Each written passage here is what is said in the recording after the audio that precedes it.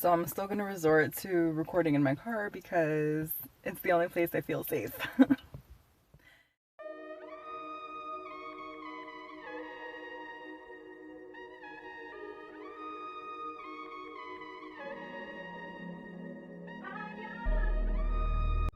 Hey everyone, welcome back. If you don't know who I am, my name is Bonnie Perez and this is my vlog to get under 150 pounds.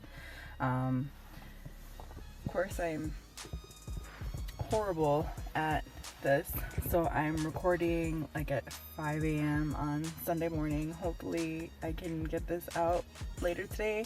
So this week I wanted to talk a little bit about why I stopped calorie counting. It has a lot to do with an eating disorder.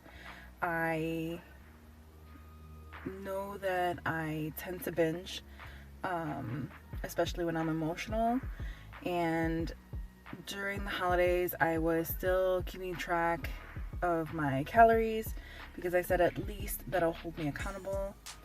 Sorry if I seem super bright. I got a new light and I can't figure out how to make it dimmer. Sorry, you're just gonna have to deal with my very bright face today. So anyway,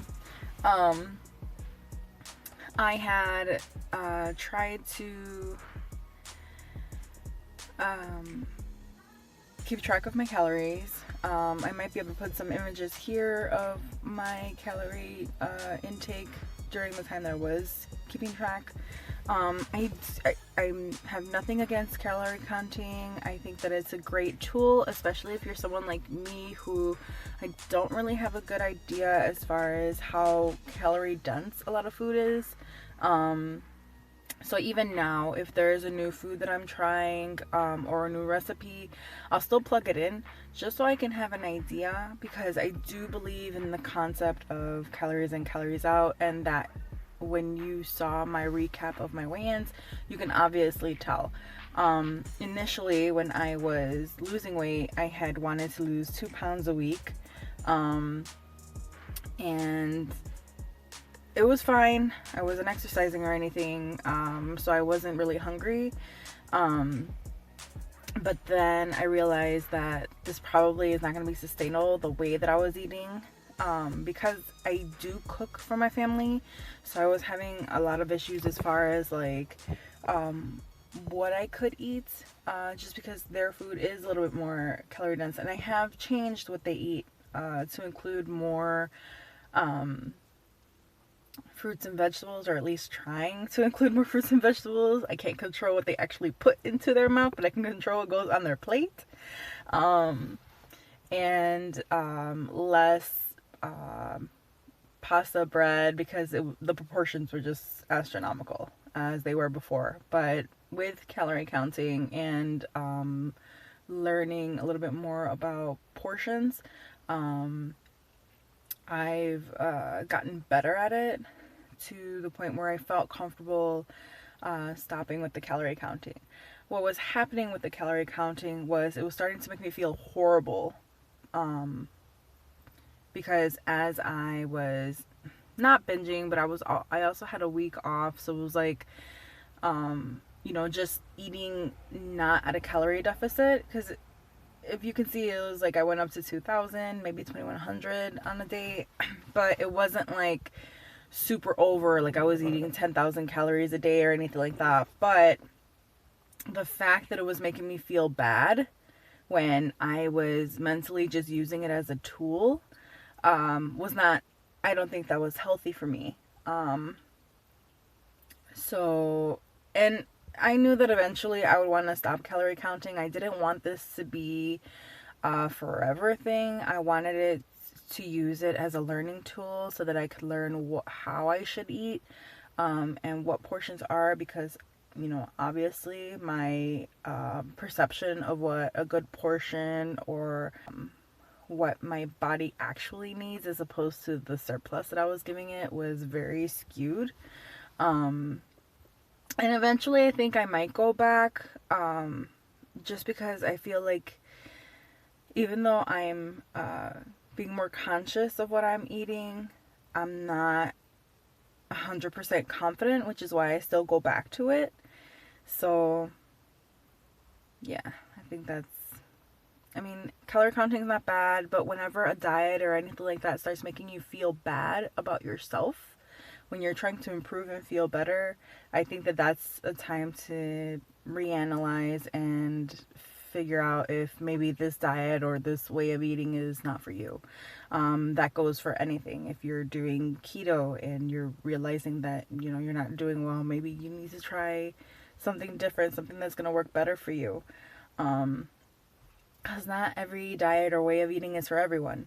Just as I'm not a dietitian or doctor or anything like that whatsoever, but I just personally think that if something's making you feel horrible, which it was making me feel horrible, like uh, getting to the point where I was like, I probably shouldn't even be doing this anymore, then, you know, it's time to quit. And this is probably too long of a thing, but I started getting back to the mentality of, well, you know, like I mentioned before, I've gotten what I wanted. I got to a weight where it's like manageable and it doesn't hurt to walk, and I've regained a lot of strength, and all I have to do is focus on my fitness and not so much my diet. But there's other reasons why I wanted to lose weight. And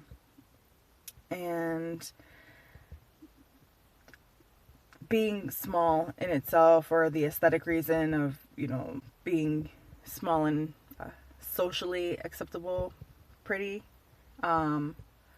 is not the reason why. I'm actually, I go the opposite range. I don't, this is going to seem contrary because I post on YouTube, but as you can see, even though I post on YouTube, I don't want anyone to hear me or see me record. So that's why I sit in my car at 5 o'clock in the morning in the freezing cold. You can see the frost on my windows.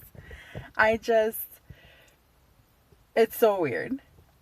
I post on here to hold myself accountable and to maybe have someone inspired. Like I notice, like at work, like people, you know, getting inspired and asking me questions, even though they don't know I have this channel, I think.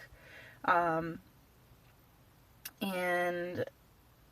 I feel good because I'm like, you know, the knowledge that I do have from years of you know, trying to lose weight, or, you know, on and off, like whenever I would get too big, I'd lose weight to feel better, and just the few things that I've learned, paying attention, you know, I love the feeling of helping, of feeling like I'm knowledgeable in a sense. So that's part of the reason why I do this, because at the time when I started, there weren't a lot of big people who were going on a weight loss journey. I started in 2018, and at the time there were like a handful that I noticed that were on trying to lose weight. Most people who were on had already lost weight and were discussing it, but no one was documenting it, or not a lot of people were documenting it. So that's why I decided to do it. And now there's a whole community, which is great, but I still feel like, you know, this is good because then you can see people at different sizes going on their journeys. And so you can find someone, you know, just because there's more than one of us doesn't mean that you can't find someone who inspires you. And, you know, any one person or all of them, if they all inspire you, then that's great. And I would love to be a part of that sort of like movement where it's like, you know, you have people who aesthetically want to be thinner, you know, they have goals for wanting to be thinner. My goal to be thinner is because I know that there is truth to having a healthier, more fulfilling life if you're not carrying so much weight. You know, I work in a hospital, I work in the ER.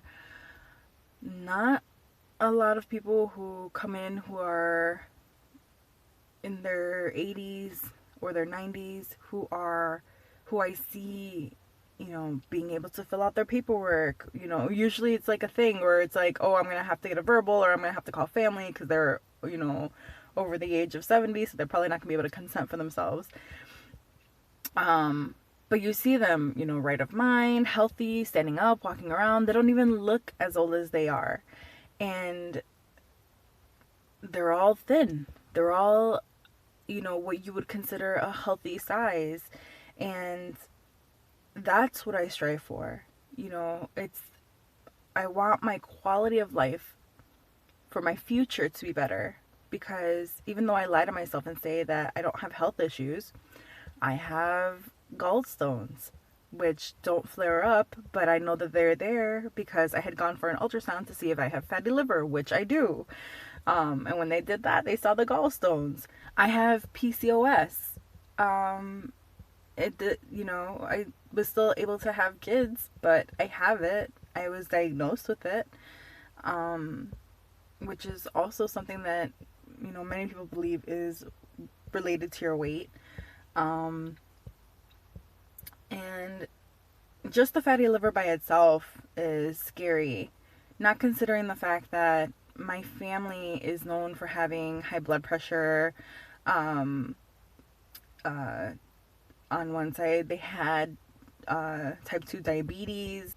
So I know that I have these comorbidities, and I have a family history of it, on top of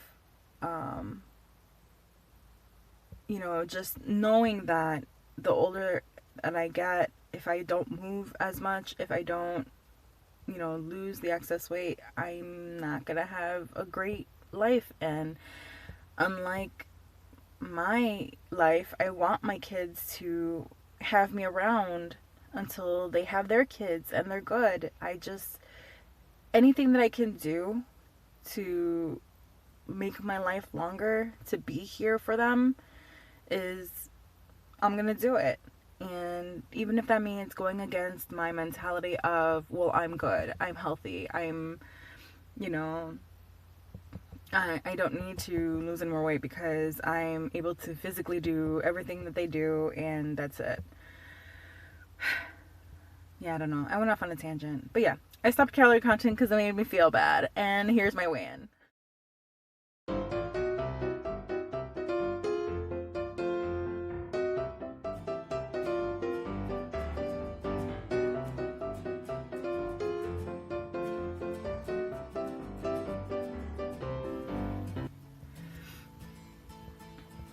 I lost 2.2 pounds. Yay go me. All through, I'm doing a 15-minute exercise regime, which I'm going to give the results at the end of the month, I think I'm going to do. I don't know. I'll give the results at the end of the month for a 15-minute regime. I'm still trying to keep up my steps, trying to hit 10,000, hovering over between 7,000 and 10,000, which is great because it used to be 6,000. Like there's nobody. Alright, but yeah, good job going down even without the calorie counting, so that makes me hopeful. And we'll see how this goes. Take care and be safe. Bye.